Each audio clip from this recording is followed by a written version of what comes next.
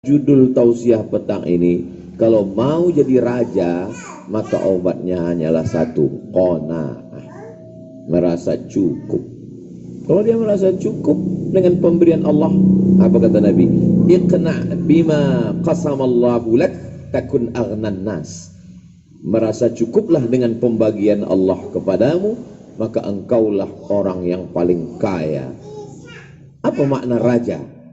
Raja artinya dia tidak bisa didikte orang, dia tidak bisa ditekan orang, dia tidak bisa dijengkali, diukur orang, dia tidak bisa dikecilkan orang. Kenapa? Karena dia tidak pernah punya hutang, dia tidak pernah ada sangkutan, dia tidak pernah ada apa-apa dengan orang. Rumah besar, mobil mahal, duit banyak, tapi kalau kita diukur orang, begitu ketemu, Janu rumahnya besar ya, mobilnya besar. Iya, tapi hutangnya besar juga. Oh, bapak itu kaya ya, mobilnya mahal. Iya, tapi cobalah kau datang ke rumahnya, air putih pun nggak keluar. Orang mengukur kita bukan raja. Di antara semua binatang yang ada di hutan, kalaulah standar raja itu karena besar, berarti yang layak jadi raja itu adalah gajah. Tapi gajah tidak pernah menjadi raja hutan. Kalaulah yang menjadi raja itu karena banyak bulunya, maka monyetlah yang paling layak. Tapi monyet tidak pernah jadi raja hutan. Kenapa yang menjadi raja itu adalah singa? Singa selalu dipakai sebagai simbol raja. Bagi kami di Sumatera, maka singa itu dipakai sebagai nama raja. Si Singa Mangaraja. Itu di Sumatera Utara. Kalau di Riau, itu nama singa memang dipakai untuk nama raja kami sebelum Islam datang. Nama kerajaannya Indragiri, nama rajanya Narasinga. Dan di Inggris itu dipakai oleh seorang raja, namanya Richard. Dan dia bergelar dengan Richard the Lionheart. Richard berhati singa. Jadi selalu digantikan raja itu adalah singa. Asal jangan raja singa. Itu penyakit kelamin. Kenapa singa yang menjadi raja? Karena singa tidak mau memakan sisa. Singa hanya mau menerkam buruannya. Singa hanya mau memakan rusa hasil buruannya. Singa yang memakan sisa itu hiena. Itu adalah serigala hutan, anjing. Sedangkan singa hanya mau makan hasil buruannya. Dan singa kalau setelah dia berburu, dia makan perutnya, dia makan lehernya, dia makan daging, setelah itu dia tinggalkan. Kenapa? Karena ini ada jatah orang lain. Makanya di hutan itu mereka berbagi rezeki. Kalau singa raja sudah menerkam, dia tinggalkan untuk hiena, dia tinggalkan untuk serigala, dia tinggalkan untuk anjing, dan anjing pun meninggalkan lagi karena ada untuk serangga-serangga. Tapi kita apa yang terjadi? Ikan bakar tulang lunak. Menetes air mata kucing, lihat.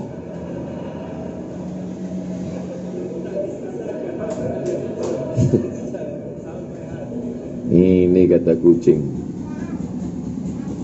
Nabi melarang istinja pakai tulang onta, tulang kambing. Pergi ke gurun pasir, habis BAB mau istinja pakai batu. Kalau ada nampak tulang onta, tulang kambing tidak boleh. Kenapa? Karena itu ta'amu ikhwanikum, makanan jin. Makanya kalau habis makan daging kambing, daging sapi, daging kerbau malam, maka tulang-tulangnya jangan biarkan dapur di luar, karena khawatir mereka masuk ke dalam. Mereka juga mau makan tulang-tulang itu. Sekarang tulang pun tak bersisa. Presto. Itulah kenapa jangan heran di SMP banyak anak kerasukan. Kenapa? Karena tulang mereka sudah kena makan semua. Jadi kalau mau menjadi raja, jangan rakus, jangan tamak, berilah jatah orang, bagilah dia. Kaya raya, rumah besar, mobil mewah, jendela kaca, dinding batu, tapi gaji security 6 bulan sekali baru digaji, kurus kering. driver, supir, ditahan rezekinya. Tukang yang pernah kerja di rumah dia saling berbisik, Persatuan Tukang-Tukang Internasional. Alhamdulillah aku dapat jatah kerja nih bulan ini di rumah. Di rumah siapa? Di rumah saya. Gak usah. Aku pernah dulu di situ. Wal awwalu wal akhir. Yang pertama dan terakhir. Nikah anaknya, semua orang catering ditelepon. Bro, kita dapat proyek nih catering. Di rumah siapa? Di rumah si Anu. Gak usah. Saya lebih banyak bensin untuk nagih daripada dapat duitnya. Kita kalau mau menjadi raja di raja, dihormati, dimuliakan, maka kuncinya adalah qanaah, merasa cukup dengan pemberian Allah Subhanahu wa taala. Banyak orang tidak mau membahas qanaah ini. Lalu kenapa Ustaz mau petang ini membahas qanaah? Ya memang udah judulnya dikasih begitu. Saya kan bukan Ustaz yang lari dari kenyataan. Qanaah inilah kuncinya. Tapi saya tidak mau qanaah ini dijadikan tameng bagi orang yang malas. Nanti kamu setelah S1 ini ada lanjut S2, S3. Merasa cukup dengan pemberian Allah. Keluar transkrip nilai. Ini yang baru daftar kemarin. Baru semester 1. Naik semester 2. Pulang kampung, datang orang tuanya. Kenapa nilaimu cuma 2,5? Kita harus puas dengan pemberian Allah. Itu bukan qanaah. Itu terpaksa disensor, kasar, gak layak ngomong. Jangan berlindung di balik qanaah, karena yang paling qanaah adalah Nabi Muhammad sallallahu alaihi wasallam.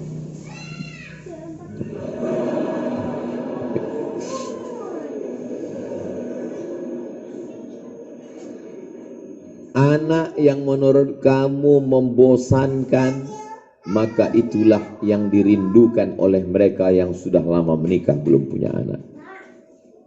Ustadz, kalau saya punya anak Pak Ustadz, nakal-nakal lah, bandel-bandel lah asal punya Pak Ustadz. Rumah yang menurut kamu membosankan, rumah ini rumahnya ukurannya 4L Pak Ustadz, lu lagi ketemu. Rumah itulah rumah yang paling dirindukan oleh para kontraktor. Mudah-mudahan yang belum punya rumah dibukakan Allah pintu rezeki. Perempuan yang menurut kamu paling memuakkan, membosankan, di IG kan banyak itu memenya. Istri di mata orang lain. Oh, gambar artis dibuatnya kan. Istri di mata suami, monyet. Ada memenya. Kalau kalian belum dapat nanti saya kirim. Istri yang mulut kalian membosankan, memuakkan, menjemukan, itulah yang diminta oleh para jomblo dalam tahajudnya setiap malam.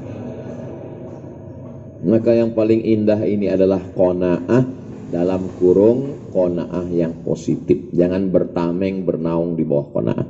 Karena Nabi SAW, makna qanaah Nabi itu bagaimana? Nabi ketika pacul besi itu bertemu dengan batu di bawah tanah saat menggali perang Khandaq, perang Parit, memancar cahaya. Apa kata Nabi? Kamu akan menguasai Yaman. Memancar sekali lagi cahaya, kamu akan menguasai Syam. Syam itu 4 negara sekarang, Suriah, Lebanon, Palestina, Yordania. Memancar lagi cahaya, kamu akan menguasai Rum. La tuftahannal Konstantiniyah, kamu akan menguasai Konstantinopel. Jadi jangan katakan Nabi itu ketika mau membebaskan suatu negeri, wahai Rasulullah, apakah kita perang Badar? Apakah kita perang Uhud? Apakah kita perang Khandaq? Kita qanaah aja. Ya udah kita zikir aja. Itu Nabi palsu, bro. Jadi maksudnya adik-adik yang mau kuliah S1, S2, S3, S-Teler, S-Cendor, S-Loger, S-Bandung, lanjutkan. Tapi niatnya karena Allah. Yang mau punya buka usaha, habis usaha kuliner ini, pertama dia buka kuliner ayam goreng. Ayam rasanya udah Pak Ustadz, bebek panggang. Bebek rasanya udah Pak Ustadz. Semua udang udah, semua makanan manusia sudah. Akhirnya manusia mengeluh. Dibuatkan makanan jantung koroner, diabetes, asam urat. Saya berpindah sekarang Pak Ustadz, apa? Kuliner kucing. Apa istilahnya? Pet shop. Saya Pak Ustadz lebih fokus di kucing. Kenapa? Karena kucing nggak ngeluh. Nggak pernah kucing ngeluh, langsung mati aja.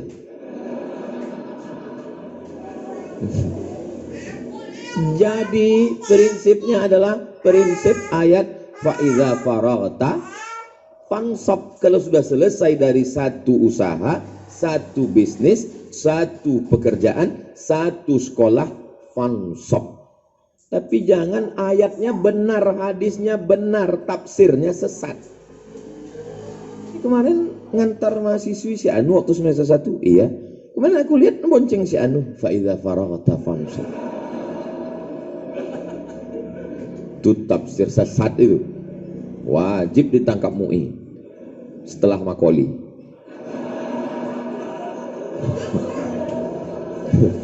Jadi jangan bertameng bernaung di balik qanaah lalu kita menjadi mundur.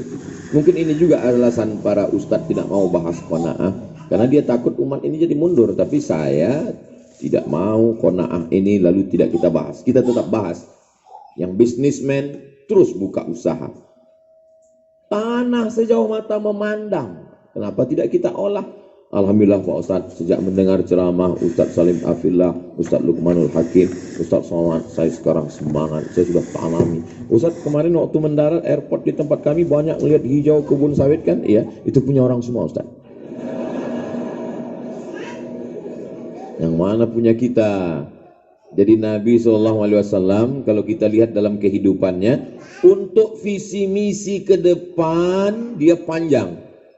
Kapan Nabi ngomong itu baru terwujud? 700 tahun setelah statement la taftahunnal Qastantiniyah, barulah lahir seorang laki-laki Muhammad Al-Fatih tahun 1500-an Masehi, 500 tahun yang lalu barulah merebut Konstantin menjadi Istanbul. Dari kota yang didirikan Kaisar Konstantinopel menjadi kota Islam Istanbul 700 tahun setelah itu. Jadi bukan berarti qanaah itu tidak punya cita-cita, tidak punya keinginan. Dulu kita kalau kenalan sama orang kan nama, tempat tanggal lahir. Nanti pas tanya cita-cita, serahkan pada Allah. Apa ini? Itu bukan qanaah. Gantungkan cita-citamu setinggi bintang di langit. Tapi untuk kehidupan pribadi qanaah. Bagaimana kehidupan pribadi Nabi SAW? Makan apa adanya. Ini sekarang banyak orang untuk makan saja style. Makan di rumah makan, semua makanan ada, kepiting ada, udang ada, kambing ada, semuanya ada. Meletakkan garam itu kan dulu simple aja ibu kita di dapur. Ini perlu mencari rumah makannya.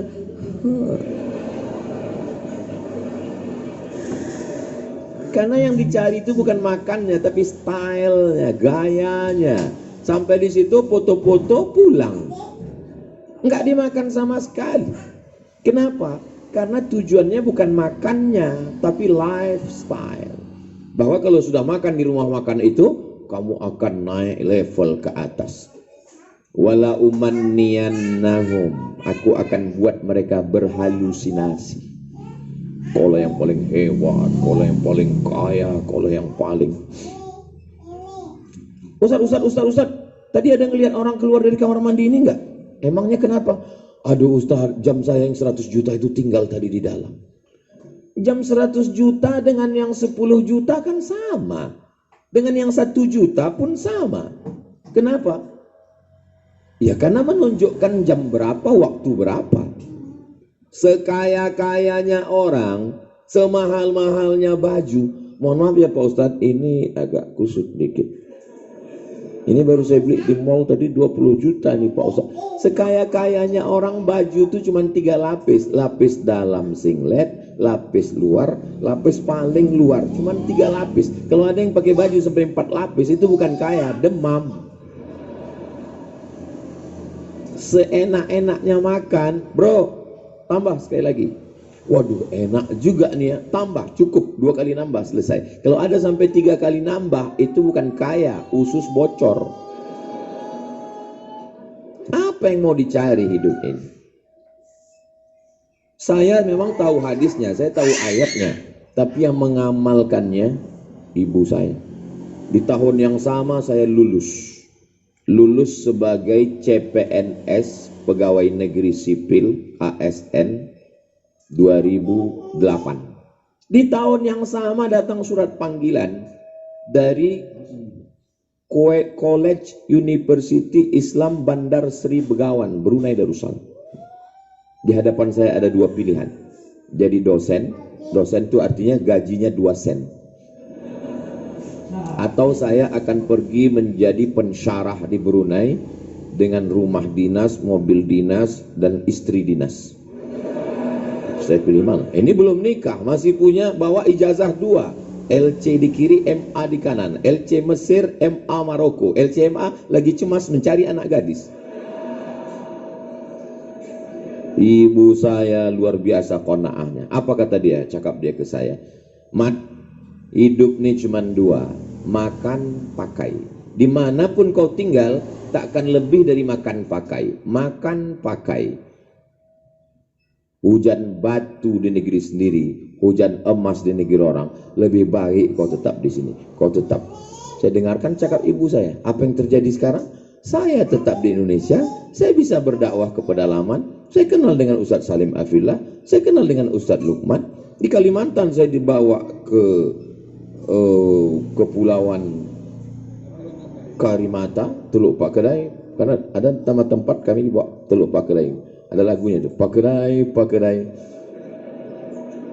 Sampai ke Yogyakarta, saya dibawa Ustadz Salim Afillah ke pesantren Merapi Merbabu. Saya bisa masuk ke Bagan Benio, saya bisa masuk ke Batu Tilam, saya bisa masuk ke suku Sakai, saya masuk ke pedalaman, dan Brunei Darussalam saya tetap diangkat sebagai profesor di University Islam Sultan Syarif Ali. Bagi yang tahu, saya tahu. Betul pesan ibu saya. Tapi dia tidak tahu kalau ditanya apa hadisnya, maknya nggak tahu. Apa dalilnya? Enggak. Kenapa? Karena mereka orang-orang tua itu selalu berpikir dengan ilham, intuisi. Karena makannya baik, zikirnya baik, dekat dengan Allah, maka Allah kirimkan ilham ke dia. Hidup ini cuma makan pakai, kata dia. Kau mau kaya, kau mau banyak duit, hidup ini cuma 2, makan, pakai. Yang terjadi sekarang banyak orang kaya tidak bisa makan, tidak bisa nggak makan. Ustadz ngomongnya salah, masa iya orang kaya pejabat nggak makan? Saya satu meja dengan pejabat orang kaya berseragam.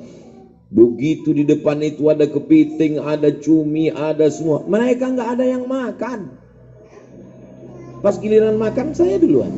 Silakan Pak Ustadz. Kepitingnya Pak, silakan Pak Ustadz. Cuminya Pak, silakan Pak Ustadz. Daging kambingnya, aduh Pak Ustadz, saya memang tegang ini tengkuk Pak Ustadz. Nggak ada. Lama saya mikir, untuk apalah kalian jadi orang kaya, jadi pejabat. Syukur-syukur duitnya yang banyak itu sempat bangun masjid. Amin. Syukur-syukur. Mau makan nggak bisa, mau minum takut diabetes, mau kawin lagi istri kejam. Apa yang bisa dilakukan? Pakai pun nggak bisa dibuat pakaian. Sekarang banyak sekali orang kaya yang nggak bisa berpakaian. Makanya saya senang sekali kalau ceramah dibawa ke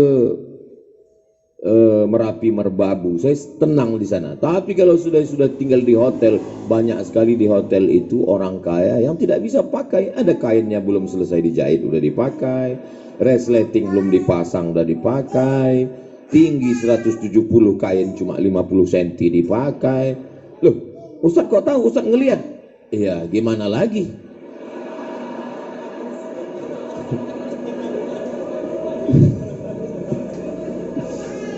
Kita kan mau ngeliat jalan. Kalau kita pejam takut dibawanya ke lantai 12. Kita bukakan juga sedikit.